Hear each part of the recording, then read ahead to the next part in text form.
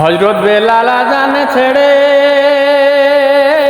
বসে পড়ে জমিন পরে।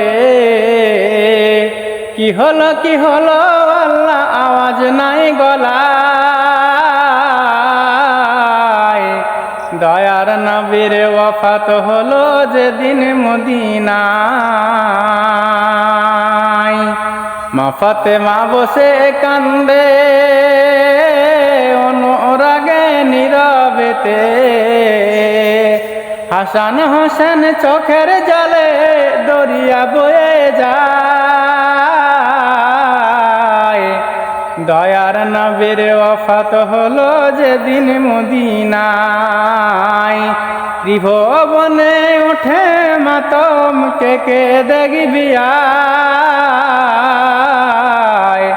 সবার নবীর ওয়াফাত হলো যেদিন মদিনায়।